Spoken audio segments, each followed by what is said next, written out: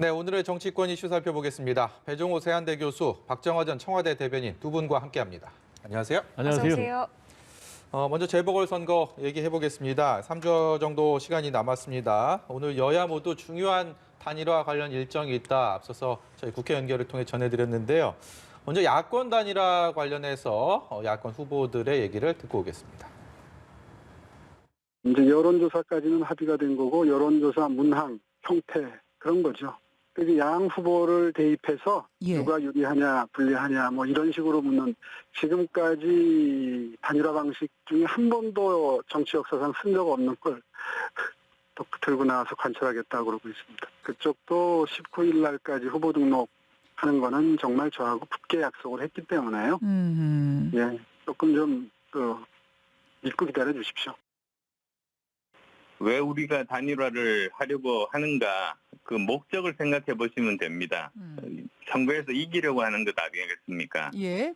그러면 누가 이길 수 있는 후보인가가 가장 중요하기 때문에 쟁점이 될 사안은 아니라고 봅니다.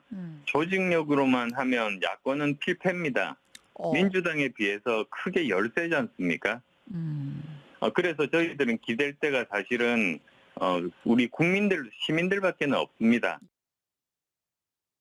네, 여야 모두 단일화 협상 진행되고 있고요. 단일화 관련 중요한 일정들이 있다고 소개해드렸는데 야권 단일화에 대한 부분들 조금 더 관심을 모으고 있는 상황입니다. 이제 내일부터 재보궐선거 후보자 등록이 시작되잖아요, 이틀 동안. 근데 이제 막판 타결이 될 것이냐 아니면 연장전에 돌입할 것이냐 이 기로에 서 있는 것 같습니다. 어떻게 전망하십니까? 원래 예정대로 하면 오늘부터 여론조사가 들어갔었어야죠. 네. 오늘 내일 여론조사를 하고 후보 등록 마지막 날인 19일 모레 이제 그 단일화로 결정된 후보가 등록을 하기로 되어 있는데 지금 상황으로 가면은 저는 글쎄 이렇게 그 굉장히 원만하게 예상대로 후보 단일화 결과가 나오지 않을 수도 있다. 그래서 이후에 이제 연장전까지 가서 투표용지가 인쇄되기 전 혹은 뭐 사전 투표 직전까지도 이 협상이 계속될 수도 있지 않나라는 생각이 듭니다. 그래서 저도 뭐 야권 지지에 야권의 힘을 보태고 있습니다만은 벌써 좀 이게 이래도 되나 아니면 뭐 좀 심하다 뭐 양측 다 뭐 이런 생각이 들 정도고요. 그 보수 원로들도 그다음에 일부 현역 의원들도 걱정의 목소리들을 오늘 많이 내고 있습니다. 예. 지금 3시부터 또 다시 이제 단일화 협상을 양측에서 하고 있는데 글쎄 오늘도 결과가 잘 돼서 나올지 기대는 합니다만 저는 개인적으로는 오늘도 잘 안 될 것 같다는 예상을 좀 해봅니다. 혹자들은 아름다운 단일화가 과연 언제 있었느냐, 단일화는 그만큼 치열하고 서로 벼랑 끝 치킨 게임을 하는 거 아니냐 이런 얘기들도 많이 하거든요. 그 수위를 지금 평균적인 부분을 좀 넘어섰다 이렇게 보시는 겁니까? 저는 그 상황을 좀 막 넘어가고 있지 않나 두 후보 진영에서. 그래서 지금은 문재인 정권의 심판 여론, 그다음에 LH 사태 뭐 이런 것 등으로 굉장히 그 야당 후보에 대한 지지가 높습니다만은 여기서 한번 그 지지자들한테 실망을 주면 19일 이후 이게 원만하게 단일화 결과가 나오지 않으면 19일 이후 또 요동 한번 치지 않을까라는 예상도 좀 해봅니다. 네, 어떤 부분이 지금의 상황, 그러니까 지금의 신경전에 이제 가장 불을 지폈다고 보시는지요? 일단 가장 중요한 것은 여론조사 문항이죠. 경쟁력으로 할 것이냐, 적합도로 할 것이냐.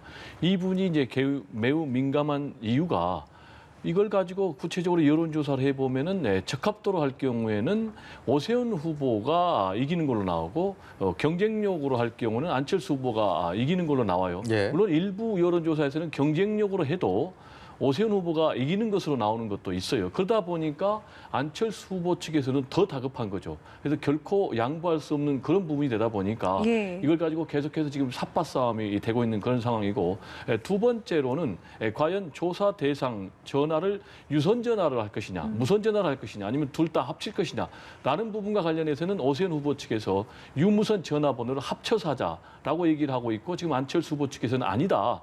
선관위에서 준 안심번호로 하자라고 하고 하고 있거든요. 이게 왜 중요하냐면은 아무래도 이제 무선 전화로 하면은 이제 중도 진보 후보가 유리할 수밖에 없는 거죠. 왜냐하면 젊은 층들 위주로 돼 있기 때문에. 그렇지만 이제 유선 전화로 하면 아무래도 고령층이 전화를 받게 되니까 응답을 하게 되니까 오세훈 후보가 유리한 거죠. 그리고 이제 마지막 세 번째로는 과연 당명을 넣을 것이냐, 아니면 또 후보 기호를 표기할 것이냐, 이 세 가지 쟁점이 계속해서 지금 서로 신경전이 이어지면서 아름다운 단일화는 상당히 좀 어려운 상황으로 가고 있는데 앵커께서 이제 아름다운 단일화가 언제 있었냐 하면은 우리 정치사에 아름다운 단일화 많이 있었어요. 구체적으로 보면은 이제 박원순, 박영선 단일할 때도 그냥 잡음 없이 끝났고 유시민, 김진표 경기도지사부터 끝났고 또 이제 안철수 후보가 당시에 박원순 후보에게 양보할 때도 깨끗하게 끝났죠. 근데 이제 이 두 분 같은 경우는 여기에서 진 사람은 정치적인 미래가 결정되기 때문에 특히 이제 네. 안철수 후보 같은 경우는 이번에 패배한다면은 본인이 사실상 정치적인 미래가 없다 이렇게 판단하기 때문에 이렇게 굉장히 신경전을 벌이고 있을 텐데 네. 앞으로 이제 이렇게 되면은 할 수 있는 중요 변곡점이 세 가지밖에 없어요. 하나는 이제 29일부터 투표 용지가 인쇄가 되거든요. 그러니까 29일 이전에 못하면 이제 투표 용지가 인쇄된 그런 상황이 있고 또 하나는 4월 2일부터 사전 투표가 되거든요. 그러니까 그 전에 못하면 사전 투표가 진행이 되는 거고 그리고 이제 마지막으로 남은 경우는 4월 7일 이제 본선거죠. 예. 근데 과연 이 단일화가 언제 끝날지 제가 볼 때는 계속 늦어지면은 예. 본선거 직전에 끝날 가능성도 배제할 수는 없다 이렇게 전망이 됩니다. 지금 예. 배종호 교수께서 안철수 후보를 특히 뭐 정치적인 생명까지 운운하셨는데 그래서일까요? 안철수 후보가 어제 합당이라는 카드를 꺼내들었습니다. 당초 사실 이번 선거 초반만 해도 합당 여부에 대한 관심사가 높았는데 줄곧 부인을 해오다가 어제 그 얘기를 했는데 지금 경쟁을 하고 있는 오세훈 후보는 거기에 대해서도 그렇게 좋은 점수를 주지 않고 하려면 지금 해라 뭐 이런 얘기를 했습니다. 이게 어떤 식으로 발휘가 될 것인지 이번 결단이 굉장히 이 부분도 관심이 갑니다.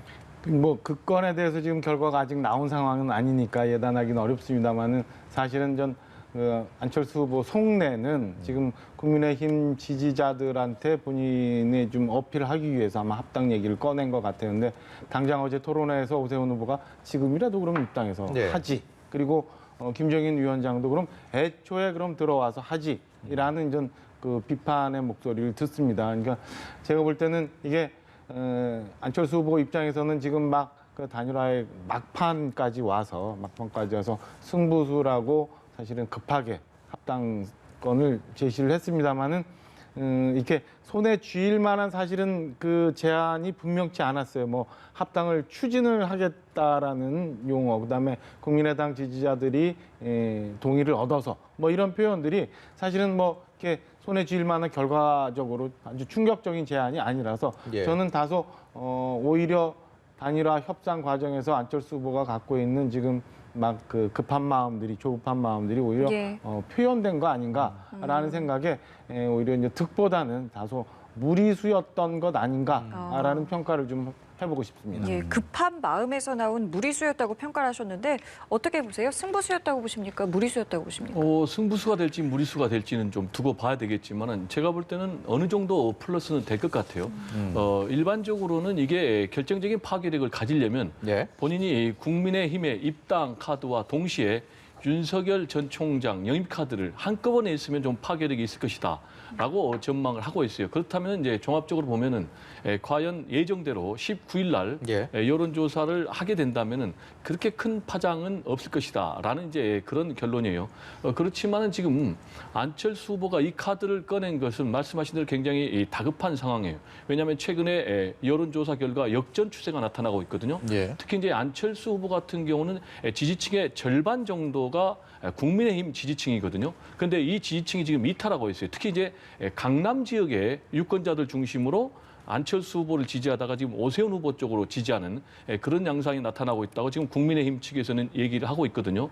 그렇다면은 뭔가 지금 당대당 프레임으로 가게 되면 본인이 불리하잖아요. 그런데 본인이 합당하겠다라는 카드를 내세우면은 당대당 프레임이 후보 대 후보의 프레임으로 바뀔 가능성, 거기다가 또 윤석열 전 총장까지 영입하겠다라는 이제 카드를 내세워서 본인이 뭔가 좀 조금이라도 더 플러스가 되겠다라고 예. 하고 있는데 여기에 대해서 이제 당장 오세훈 전 시장 같은 경우 그러면 당장 입당하지 그리고 또 합당하지라고 얘기를 하니까 예. 그 부분에 대해서 좀 본인이 설득력이 좀 떨어진 것 아닌가 이런 평가를 받고 있습니다.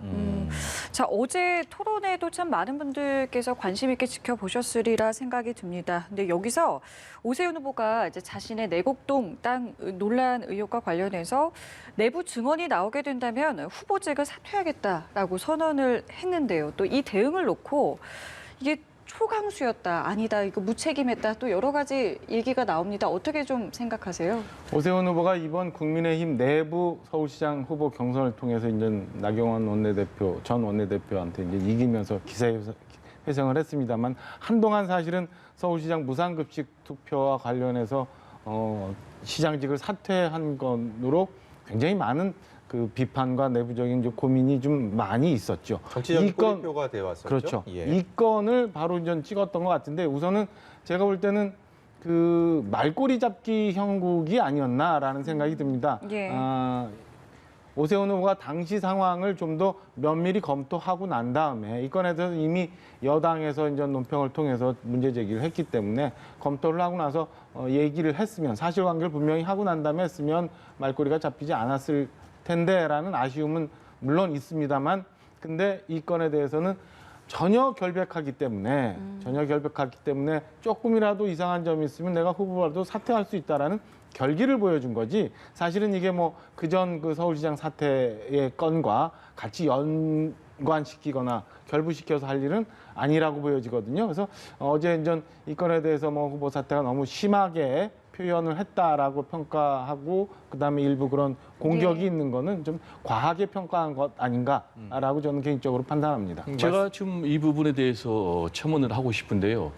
이 발언은 굉장히 부적절한 발언이에요. 왜냐하면 후보가 후보직을 사퇴하겠다라는 발언은 폭탄 발언 아니겠습니까? 그러면은 유권자 입장에서는 상당히 불안한 후보다라고 평가할 수밖에 없는 거예요. 그런데 중요한 것은 이런 부적절한 발언을 왜 던졌는가 그 배경이 중요한 거예요. 그게 이제 던지게 된 게 결국 이제 본인의 실언 때문에 그런 거예요. 실언인지 아니면은 뭐 의도됐던 잘못된 발언인지는 그건 알 수가 없어요. 예. 팩트는 이거예요. 본인이 처가가 내곡동 땅에 36억을 보상을 받았습니다. 근데 이 시기가 2009년이에요. 근데 이 시기는 어떤 시기냐면은 MB 정부 때고 그리고 본인이 서울시장 재직 때예요. 근데 뭐라고 본인이 여기에 대해서 해명을 했냐면 그때는 노무현 정부 시절 때였고 나는 시장 재임 시절도 아니었다라고 얘기를 하고 있어요. 그러면 이것과 관련해서 무슨 의혹 제기가 나오고 있냐면은 시장이라는 직을 이용해서 행정력을 동원해서 여기에 개발직으로 포함시킨 거 아니라는 문제 제기에 대해서 본인이 맞는 팩트를 해야 되는데 틀린 말로 하게 되니까 당장 그러면 거짓말 아니냐. 특히 이제 지금 LH 투기 의혹 문제로 부동산 문제가 아주 첨예의 관심사가 되고 있지 않습니까? 그런 상황에서 본인이 이걸 이제 해결하다 보니까 지금 이제 사퇴까지 네. 극단적인 처방을 던졌는데 그러다 보니까 또 다른 사람이 했다면 그럴 수도 있겠다 하지만은 본인 같은 경우는 지금 조건부 출마를 얘기하면서 상당히 문제가 됐고 예. 특히 아시겠지만은 시장 재직 시절에 무상급식 문제로 서울시장직을 걸어가지고 결국 네. 이제 물러갔는데 그래서 이제 이런 문제가 계속되고 있는데 역시 본인이 공인이고 네. 더구나 이제 출마자니까 상당히 본인의 신변과 관련된 문제는 정확한 사실만 가지고 입장을 밝힐 필요가 있다라고 생각을 합니다. 박정화 대변인께서 말씀 없이 저렇게 화면에 오래 잡히셨는데 한 말씀 듣고 다음 주제로 좀 넘어갈게요. 뭐 지금 교수님 말씀 주신 건에 대해서 뭐 다시 또 중복해서 말씀을 드리면 사실은 후보로서 최종적으로 내 건에 대해서 책임질 수 있는 거는 사퇴니까 예. 저는 그게 뭐 너무 심하게 과하게 표현했다라고 보지는 않고 결기를 보여준 거 그다음에 결백을 증명하고자 얘기했던 거라고 말씀을 드리고 싶고요. 그다음에 지금 문제가 되고 있는 처가 땅은 사실은 70년도에 증여를 받았던 땅이고 이게 그 내곡동 내 보금자리 주택으로 지정되는 한 가운데 있는 거예요. 예. 그리고 당시 보상받았던 금액이 당시에 거래된 시가보다도 낮게 보상을 받은 게 이제 확인이 되는 상황이고 그래서 저는 저걸 뭐 셀프 보상이다 아니면 시장직을 이용해서 네. 과하게 보상을 받았다라고 하는 거는 정치적인 좀 공방 그리고 정치적인 공세 차원 아닌가라고 해석을 합니다. 네. 예. 자, 이번에는 저희 여권 이야기도 해보겠습니다. 여권에서도 최종 단일 후보가 이제 발표가 됩니다. 오늘 결정이 되는데요.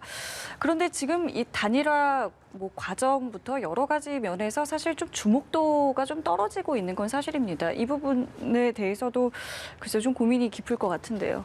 주목도는 떨어질 수밖에 없죠. 왜냐하면 결론이 뻔한 영화, 드라마는 흥행이 좀 아무래도 어렵지 않습니까? 그런데 박영선 후보하고 김진애 후보하고 승부를 겨룬다면 결론이 뻔한 것 아니겠습니까? 지금 이제 김진애 후보 같은 경우는 여론조사하면 지지율이 한 2%밖에 안 나오거든요. 그리고 당세까지 감안하면 더 결론이 뻔한 것이니까 네. 대세론으로 끝날 것 같고요. 네. 대이변은 제가 볼 때는 없다 이렇게 전망을 해도 되고요. 지금 이제 박영선 후보 측에서는 김진애 후보하고 단일화가 어떻게 보면 계륵 같은 거예요. 닭갈비 같은 거예요. 먹자니 그렇게 큰 거는 없고 또 여기에 신경을 쓰자니 굉장히 시간을 뺏기고 그렇지만 이 부분이 매우 중요한 의미가 있는 게 결국은 이제 이번 서울시장 선거 같은 경우 진보 대 보수 범진보 대 범보수가 아주 총결집에서 진영 대결 양상으로 가게 될 거거든요. 그렇게 되면은 결국은 이제 51% 내지는 이제 49% 이렇게 초박빙으로 갈 거예요. 실제로 이제 오세훈 한명숙 두 후보가 서울시장 선거전에 붙었을 때 0.6%포인트 차로 오세훈 후보가 승리를 했거든요. 그렇다면은 2% 아니 1%도 매우 중요한 그런 요소가 되거든요. 그런 차원에서 이제 박영선 후보가 이렇게 단일화에 나섰는데 과연 이제 단일화 효과는 아까 말씀드린 대로 흥행은 떨어지지만 그 의미를 생각하면 매우 의미가 있다. 그리고 이제 앞으로 만약에 3자 대결 구도로 갈 가능성도 완전히 배제할 수는 없어요. 예. 후보 단일화가 100% 된다는 보장이 없기 때문에 그리고 또 이 부동산 문제와 관련해서 지금 정면 돌파를 하고 있지 않습니까? 부동산 적폐청산 하겠다.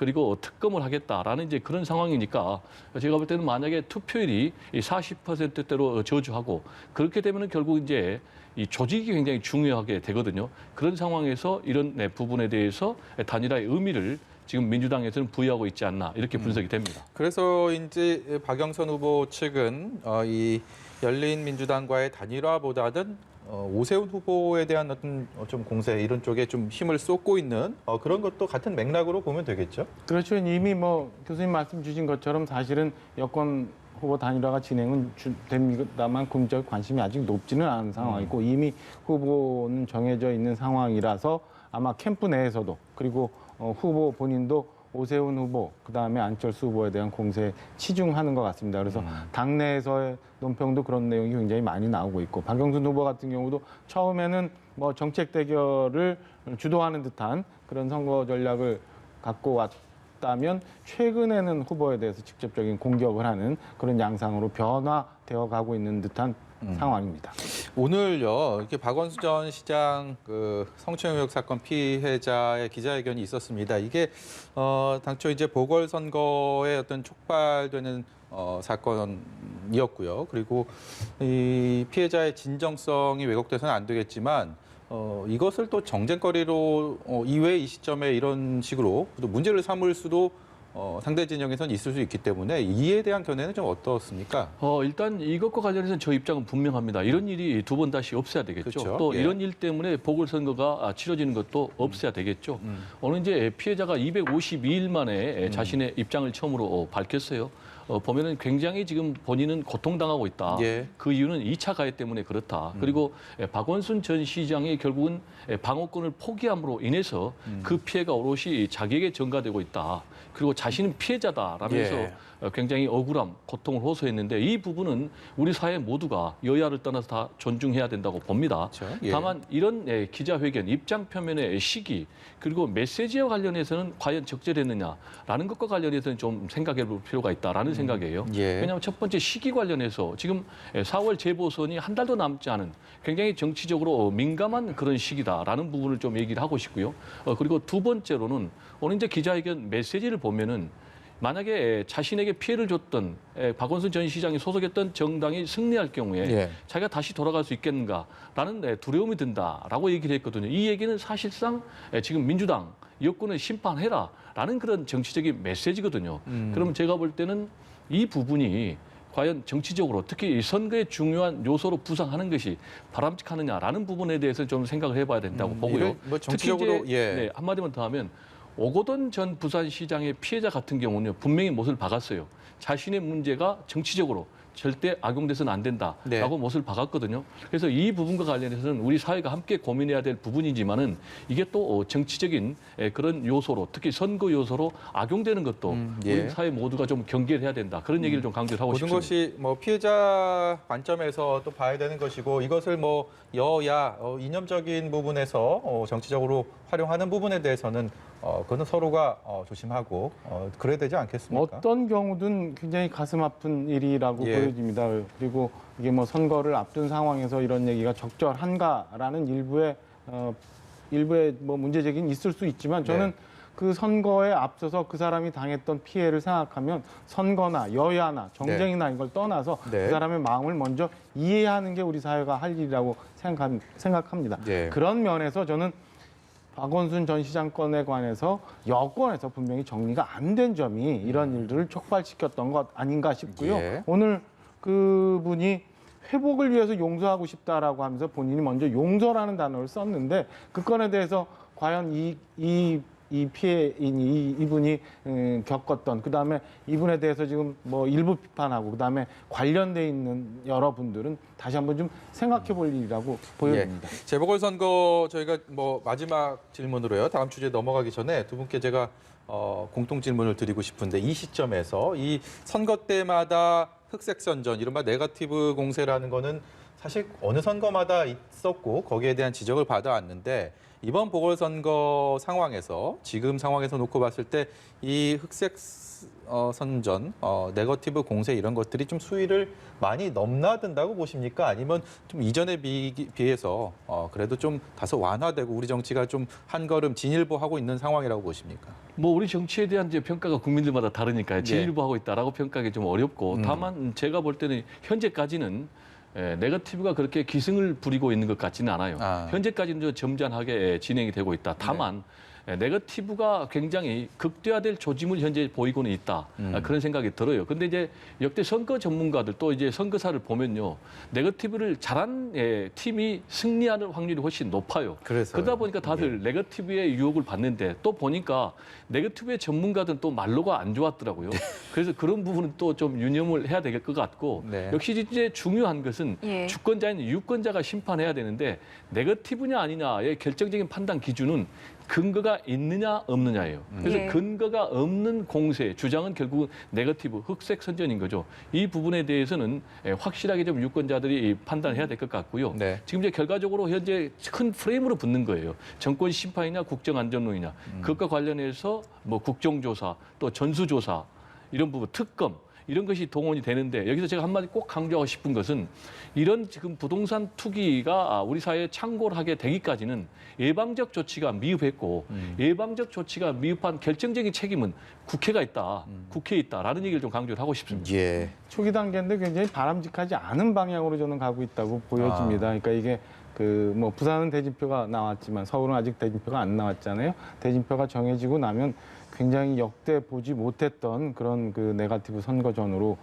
양상이 전개될 가능성이 충분히 있다고 보여지고요. 근데 지금까지 상황으로 보면은 저는 오히려 여권에서 그 과거적인 네거티브 선거전을 좀 유도하는 듯한 느낌이 좀 있어서 예. 굉장히 그런 부분에 대해서는 굉장히 유감스럽게 생각을 합니다. 네. 다음 주제로 넘어가 보도록 하겠습니다. LH 투기 의혹 관련해서요. 여야가 국회의원 전수조사에 합의를 했죠. 일단은 여권은 이번 의혹 사건에 대해서 좀 시선을 부담을 좀 덜어보고 좀 시선을 분산시켜보겠다 이런 속내가 좀 보이고 야권에서는 이걸 계속 거부했을 때는 오히려 또 자충수가 될 수 있기 때문에 여기에 대해서 이 이슈를 계속 좀 키워보자 뭐 이런 속내가 다분히 엿보이는 상황인데 지금 그렇게 또 합의 이후에 매끄럽게 진행되고 있는 것 같지는 않습니다. 네, 지금 이제 말씀하신 대로 정치권 보면은요, 정치적인 핑퐁 게임을 하고 있는 것 같아요. 굉장히 유권자들 과연 두려워하고 있는가라는 그런 생각이 드는데요. 지금 이제 여권 입장에서는 이 문제를 회피할 수가 없어요. 왜냐하면 이 문제를 회피하면 회피할수록 더 큰 문제에 봉착할 수밖에 없거든요. 네. 그리고 이제 앵커께서 말씀하신 대로 이 문제가 이번 4월 선거로만 끝나는 것이 아니고 결국은 대선까지 계속될 수밖에 없는 그런 이슈이기 때문에 지금 이제 청와대 문재인 대통령 입장에서도 이걸 부동산 적폐다. 그래서 부동산 적폐를 청산하겠다라고 이제 정면 돌파를 하고 있지 않습니까? 그런 차원에서 이제 민주당에서 특검을 제의했고 또 여야 국회의원 전수조사를 또 제의했지 않습니까? 예. 이 부분과 관련해서 당초에 국민의힘이 상당히 좀 소극적이었죠. 네. 특검도 안 하겠다, 전수조사도 안 하겠다라는 그런 입장에서 말씀하신 대로 그렇게 되면은 본인들이 좀 곤혹스러워지니까 다시 이제 공세로 나가고 있는 이런 상황인데 그래서 제가 이런 상황을 정치적인 핑퐁 게임이다라고 규정을 하고 있는데 예. 중요한 것은 지금 세 가지가 합의가 됐어요. 원칙적으로 특검도 하겠다, 국회의원 여야 전수조사하고 300명 전수조사 하겠다, 국정조사까지 그리고 얘기가 국정조사도 나왔죠? 예. 하겠다라고 했는데 중요한 것은 신속한 합의 그리고 실행이 중요한 거예요. 왜냐하면은 특검 같은 경우도 막상 구성해서 수사를 하려면 한 2달 정도 걸리거든요. 그래서 또 국정조사도 하려면 또 준비가 걸리고 여야 의원 또 전수조사 하려니까 또 뭐 직계 좀비스까지 하자 이렇게 되면 또 끝없이 물고 늘어지니까 네. 정말 확실하게 신속하게 이행을 좀 해라라는 얘기를 좀 강조를 하고 싶습니다. 예. 예, 말씀하신 대로 이게 실행이 과연 원만히 되겠느냐라는 시선이 많습니다. 일단은 제가 볼 때는 4월 7일 보궐선거 있을 때까지는 계속 이런 신경전이 왔다 갔다 할 거고 그 결과 그 이후에는 또 어느 정도 흐지부지 돼서 넘어갈 가능성이 좀 높다고 보여집니다. 그러니까 뭐 3월 중에 임시국회를 통해서 합의를 보겠지만 그게 특검의 범주, 그다음에 국정조사의 범주 뭐 이런 걸로 보면 굉장히 오구 가구가 예. 많거든요. 그래서 예. 이것도 그냥 용두사미식으로 가지 않을까라는 생각이 들고 여기에 저는 뭐 대통령께서 부동산 척결한 얘기, 그다음에 또 다시 촛불 정신 소환, 뭐 이런 것들이 뭐 다소 영향을 좀 미치지 않았을까라는 생각도 해보고 사실은 불은 이쪽 동네에서 났는데 이쪽 동네 다 모여서 얘기하고 있는 듯한 느낌이 있어요. 사실은 지금 LH 사건으로 인해서 지금 3기 신도시담에 추후에 정부가 공급하고자 있는 공공택지의 문제가 어떻게 되어 있는지 이걸 따지고 네. 그다음에 정말 그 실수요자들에 대한 그 주택 정책은 앞으로 어떻게 해야 될지 이런 거에 대해서 정치권이 고민해 줘야 되는데 서로 간에 뭐 네가 잘했네 우리가 더 많네 뭐 이런 식으로 가다 보면 저는 이 건은 그냥 뭐 또 배가 산으로 가는 격으로 흘러가지 않을까. 그리고 대선을 앞두고 계속 공방만 오고 가고 피해는 국민이 보게 되는 이런 상황으로 좀 흘러가지 않을까라는 생각이 들어서 아쉽습니다. 이 이슈가 파급력을 계속 가져갈 수 있느냐 아니냐라는 부분들이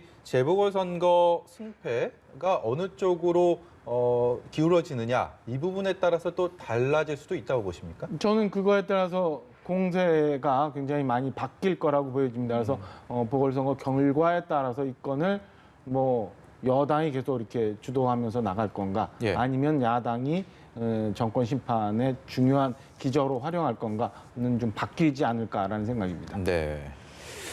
지금 박영선 후보가요, 오세훈 후보에 대한 내곡동 땅 의혹 계속 공세 이어가고 있다 앞서서 말씀드렸는데 김태년 원내대표는 또 부산 찾아가고 LCT 의혹 관련해서 박형준 부산시장 국민의힘 후보에 대한 또 공세를 했습니다. 이런 부분들이 함의하고 있는 그런 행보들 어떻게 해석을 해야 될까요? 지금 이제 상황이 뭐 여야가 선거를 앞둔 선거 전쟁을 하고 있지 않습니까? 예. 그래서 지금 LH 투기 의혹 사건은 여당의 악재인 것은 틀림이 없죠. 그래서 이제 문재인 대통령까지 나서서 부동산 적폐를 청산하겠다라고 예. 이제 얘기를 하고 있는 그런 상황인데 그렇지만 이제 후보로 들어가면은 후보 입장에서는 민주당에 밀릴 것 없다. 구체적으로는 지금 오세훈 후보 같은 경우에 내곡동 땅 보상 문제가 있고 특히 이제 박형준 후보 같은 경우는 부산의 LCT 관련해서 아파트 2채를 보유하고 있다. 예. 즉 아파트 2채가 보니까 박형준 후보의 배우자가 한 채를 갖고 있고 또 그리고 딸이 한 채를 갖고 있어요. 그런데 이게 당시에 매입할 때는 한 20억 정도 됐는데 지금은 40억 정도로 2배가 늘어났다는 거예요. 그러니까 네네. 그러면은 박형준 후보 일가는 이것 관련해서 40억 시세 차익을 받지 않느냐라고 이제 문제 제기를 하는데 예. 박형준 후보 측은 이것 구입하는 데 있어서 전혀 문제가 없다. 비리나 네. 불법이 없다라고 얘기를 하고 있는 이제 그런 상황인데요. 제가 볼 때는 뭐 어차피 여야는 정치적인 전쟁을 통해서 승리해야 되니까 본인이 벌인다 할지라도 이걸 어떻게 우리 사회를 한 단계 업그레이드하는 쪽으로 발전시켜야 되느냐라는 것과 관련해서는 이번 네. 기회에 확실하게 좀 특검을 해야 된다. 그래서 비리를 뿌리 뽑아야 된다. 그리고 이 특검의 결과는 이 칼날이 어디로 갈지 모른다. 그게 무슨 얘기냐면 드루킹 특검 같은 경우에 엉뚱하게도 김경수 경남지사에게 예, 그랬었죠. 가버렸거든요. 예. 그리고 또 박영수 국정농단 특검 같은 경우 결국은 보수 정권이 개멸됐지 않습니까? 예. 박근혜 전 대통령이 탄핵 파면당하고 또 구속 처벌되는 그런 일이 벌어졌고 예. 또 실제로 이제 YS 대통령 취임해가지고요 공직자 재산 등록을 했거든요. 그래가지고 일파만파 문제가 됐어요. 예. 당시에 박준규 잠시만요. 국회의장이. 네네. 예. 그 법무부가 이게 한명숙 전 국무총리 사건 수사팀의 모해 위증교사 의혹과 관련해서 브리핑을 시작하고 있습니다. 현장 연결해서 직접 보시겠습니다. 교사 의혹 민원 사건에 대해서 3월 5일 혐의 없음 취지로 종결한 바 있습니다. 그런데 여러 점에 비추어 본건 처리 과정의 공정성에 의문이 듭니다. 법무부는 작년 4월 사안의 중대성과 심각성에 비추어 본건 민원을 대검 감찰부에 이첩한 바 있습니다. 그런데 대검은 재소자의 인권침해 의혹 제기라는 이유로 감찰부가 아니라 인권부로 재배당하려 했습니다. 또한 대검 감찰부장은 작년 9월 대검 감찰정책연구관으로 발령난 임 검사에게 본건의 조사를 지시해서 사건 담당자로서 조사를 진행해 왔습니다. 그런데 대검은 그 수사 권한이 있는 직무대리 근무명령을 내주지 않았습니다. 이에 따라서 법무부는 금년 2월 겸임 인사발령을 낸 바 있습니다. 그럼에도 대검은 임원정 검사에 대한 겸임 발령으로 구체적 사건에 대한 수사권이 부여되는 것이 아니라는 취지로 법무부에 법령 해석을 요청해 왔습니다. 그리고 금년 2월 26일 임은정 검사가 증언했던 2명을 모해 위증으로 입건해서 기소하겠다는 보고를 하게 됩니다. 이에 대하여 대검은 감찰 3과장이 주임 검사로 새로 지정을 하게 됩니다. 따라서 주 책임자가 또 다시 변경되게 됩니다. 그 후에 직접 조사에 참여하지 아니한 대검 연구관들 회의를 거쳐 3월 5일 이 사건이 종결 처리되었습니다. 이러한 일련의 조치들을 볼 때 대검이 실체 진실 발견을 위해 최선을 다했다고 보기 어렵습니다. 국민적 관심이 집중된 중요 사안임에도 그동안 계속해서 사건 조사를 담당해온 감찰부장 등의 최종 판단에 참여하지 않고 결론을 내렸다는 점에서 공정하지 못하다는 그런 비판이 제기되고 있습니다. 이에 따라서 그 결론의 적정성마저 좀 의심을 받고 있습니다. 법무부 장관의 구체적 사건에 대한 수사 지휘는 검찰 수사의 자율성과 중립성을 고려할 때 가급적 자제되어야 합니다. 이미 종결된 사건의 경우에 그 법적 안정성 측면에서 더욱 그러할 것입니다. 그러나 이 사건은 검찰의 직접 수사와 관련하여 그간의 잘못된 수사 관행과 사건 처리 과정에서 불거진 자의적 사건 배당 그리고 비합리적 의사결정 등 여러 문제점이 드러나 이를 바로잡을 필요가 있다고 판단하게 되었습니다. 이에 따라 법무부 장관은 검찰총장 권한 대행에게 다음과 같이 지휘하게 되었습니다. 대검찰청 부장회의를 개최하여 김아무개의 혐의 유무 그리고 기소 가능성을 심의하기 바랍니다. 위 회의에서 감찰부장 등으로부터 사안 설명 및 의견을 청취하고 충분한 토론 과정을 거치기 바랍니다. 위 회의 결과를 토대로 3월 22일 공소시효 만료일까지 김아무개에 대한 입건 및 기소 여부를 결정함으로써 사건 처리 과정의 공정성 그리고 결론의 적정성을 기해해 주시기 바랍니다. 네, 이상입니다.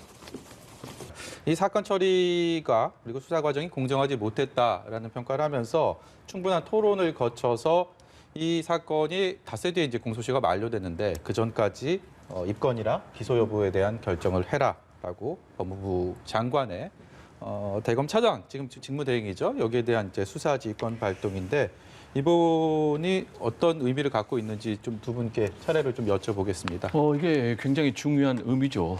법무장관이 지난번에 추미애 법무장관 시절에 수사지휘권 윤석열 총장에게 발동을 했고, 예. 그리고 다시 박범계 법무장관이 수사지휘권 발동했어요.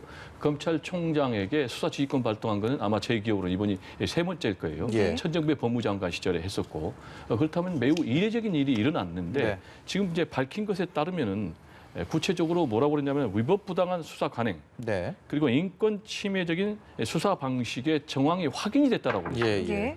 그렇다면 이게 상당히 심각한 문제. 그러면서 또 뭐라고 그러냐면 대검이 이 실체적인 진실을 밝히기 위해서 최선을 다했느냐. 라는 부분과 관련해서 그렇게 보기 어렵다. 그리고 또 세 번째로는 수사 과정의 공정성과 관련해서 공정하지 못했다라는 그런 비판이 제기되고 있다. 예, 예. 라고 얘기를 했거든요.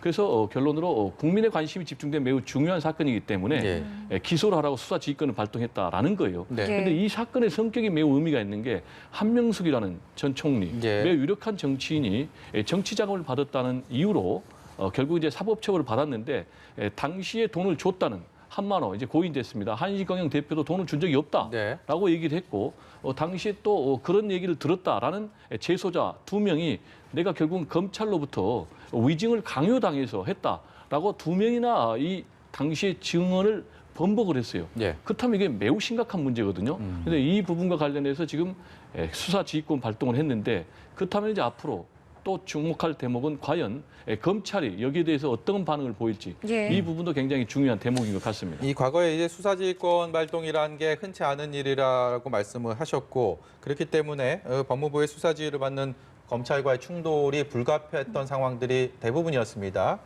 물론 추미애 장관 시절에 윤석열 총장에 대한 수사지휘권 발동은 검찰이 직접 총장이 옷을 벗거나 이런 상황으로 이어지지는 않았지만 지금은 검찰총장이 또 공석인 상황 아닙니까? 이런 상황에서 과연 법무부와 검찰의 앞으로 또 어떤 길을 걷게 되느냐, 어떤 갈등 국면이 조성될 것이냐 이런 부분들도 좀 주의 깊게 봐야 될 것 같습니다. 굉장히 그렇게 될 것 같아요. 일단 본안 사건에 대해서는 이미 수사와 법원 판단까지 다 끝났고 한명숙 전 총리 본인도 재심 청구에 대한 의사가 분명 없는 것 같은 상황인데 이걸 다시 이제 대검에서 그동안 많이 감찰을 했는데도 불구하고 그다음에 상당 부분 무혐의에 대한 결론이 어느 정도 난 상황에서 이걸 수사하기 위해서 뭘 얻고자 하는지 잘 모르겠습니다만 아까 말씀 주신 것처럼 검찰이 자기 식구들끼리 해서 불법한 수사 방식으로 이렇게 해왔다는 거를 좀 밝혀 내고자 지금 수사주의가 법무장관의 수사주의가 있다고 본다면